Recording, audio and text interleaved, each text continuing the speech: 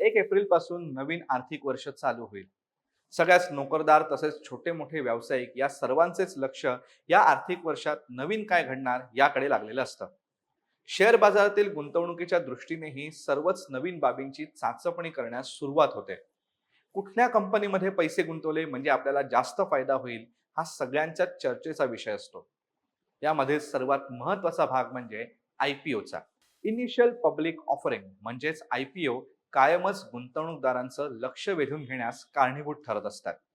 आजच्या व्हिडिओमध्ये बघूया 2025 या आर्थिक वर्षात कुठले नवीन आयपीओ येण्याची शक्यता आहे, त्यांची किंमत काय असू शकते आणि या आयपीओ मार्केटमध्ये प्रभाव टाकणारे कुठले घटक महत्वाचे ठरू शकतात ते सर्व.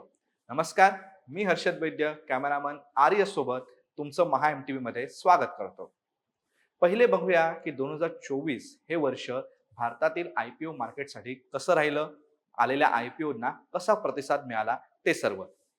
एका प्रसिद्ध वृत्तपत्राच्या अहवालानुसार 2024 हे वर्ष आयपीओ मार्केटसाठी ब्लॉकबस्टर ठरलं. या वर्षी आलेल्या आयपीओ मधून 1,60,000 कोटी इतकी रक्कम उभी राहिली. एवढ्या प्रतिसादाने भारताने आपलाच 2021 सालचा 1,18,000 कोटींचा रेकॉर्ड मोडला. 2024 मध्ये भारत अमेरिकेनंतरची जगातील दुसऱ्या क्रमांकाची सर्वात मोठी आयपीओ बाजारपेठ ठरला.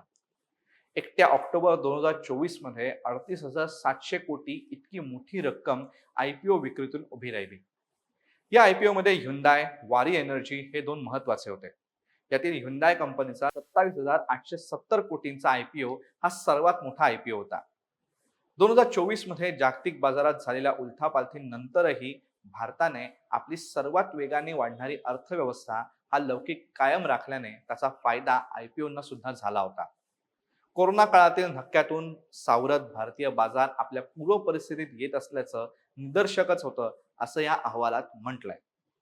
2025 मध्येही हाच ट्रेंड कायम राहणार असला तरी त्याबाबत काही शंका तज्ज्ञांकडून उपस्थित करण्यात आल्या. सध्या सुरू असलेली जागतिक पातळीवरची अशांतता याला कारणीभूत असल्याचं सांगितलं जात आहे. याच बरोबरीने काही महत्वाचे मुद्देही लक्षात घेणं गरजेचं आहे. मंदावलेलं मागणीचं चक्र, त्याच्या जोडीला अमेरिकेकडून आयात शुल्क लादणे, खनिज तेलाच्या किमती, तसेच रुपयाची किंमत घटणे, डॉलरची किंमत वाढणे, अमेरिकी फेडरल रिझर्व्ह कडून व्याजदरांमध्ये होत असलेला धरसोडपणा, या सर्वच गोष्टी भारतीय शेअर बाजारावर प्रभाव टाकतायत. त्यांचा परिणाम येणाऱ्या आयपीओवरही होणार असल्याचं तज्ज्ञांचं म्हणणं आहे. ही परिस्थिती भारत सरकार करत असलेल्या प्रयत्नांमुळे या वर्षीच्या दुसऱ्या किंवा तिसऱ्या तिमाहीत सुधारेल असा अंदाजही व्यक्त केला जातोय. यामध्ये काही महत्वाच्या क्षेत्रातील आयपीओना मागणी येण्याची शक्यता आहे, म्हणजेच तंत्रज्ञान क्षेत्रही त्यातील प्रमुख असू शकतं. भारतातील स्टार्टअप क्षेत्राचा अभ्यास करणाऱ्या एका संस्थेने तयार केलेल्या अहवालानुसार यावर्षी 43 नवीन आयपीओ बाजारात दाखल होण्याची शक्यता आहे. यामध्ये प्रमुख कंपन्या म्हणजे ओयो कंपनी स्वतःचा आयपीओ आणणार आहे. हा आयपीओ 6,680 कोटींचा असणार आहे. त्यानंतर पाइन लॅब्स 8,700 कोटींचा आयपीओ आणणार आहे. झेप्टोकडून 3,915 कोटींचा आयपीओ येणार आहे. इलेक्ट्रॉनिक उपकरणांमधील प्रसिद्ध कंपनी बोट कडून 2,000 कोटी, लेन्सकार्ट कडून 8,700 कोटींचा आयपीओ बाजारात येण्याची शक्यता आहे. याशिवाय फ्लिपकार्ट, बिरा, इनोव्हिटी, इन्फ्रामार्केट तसेच शेअर्ड ऑफिस स्पेस या व्यवसायातील अग्रगण्य कंपनी असलेल्या वी वर्क या सर्व कंपन्यांचे आयपीओ येणं प्रस्तावित आहे. हे सगळे आयपीओ बघितले की आपल्याला लक्षात येतं की प्रामुख्याने सेवा क्षेत्रातील आयपीओ जास्त येताना दिसत आहेत.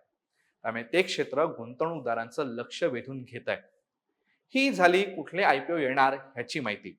आता बघूया कुठले महत्वाचे मुद्दे या वर्षी येणाऱ्या आयपीओवर प्रभाव टाकू शकतात ते. एंटरप्रेन्योर ऑफ द इयर या संस्थेकडून याबद्दल एक सविस्तर अहवाल प्रकाशित झालाय. हा प्रभाव टाकणाऱ्या मुद्द्यांवरती चर्चा करतो. पहिला मुद्दा म्हणजे शेअर बाजारातील मूल्यवर्धन हाय. सध्या आपल्याकडे शेअर बाजार हा तेजी मंदींच्या हिंदोळ्यात अडकलाय, पण लवकरच ही परिस्थिती बदलून त्यात स्थिरता येण्याची शक्यता आहे.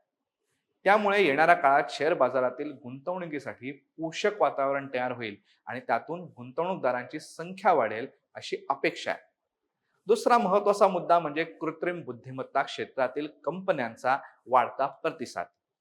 कृत्रिम बुद्धिमत्ता क्षेत्रात येणाऱ्या काळात मोठ्या प्रमाणावर रोजगार तसेच गुंतवणुकीच्या संधी निर्माण होणार आहेत. त्यामुळे या संधींचा फायदा घेण्यासाठी मोठी गुंतवणूकदारांकडून होण्याची शक्यता आहे. त्यामुळे हा मुद्दा प्रभावशाली असू शकतो. आयपीओ मार्केट पुन्हा एकदा स्थिरावत आहे.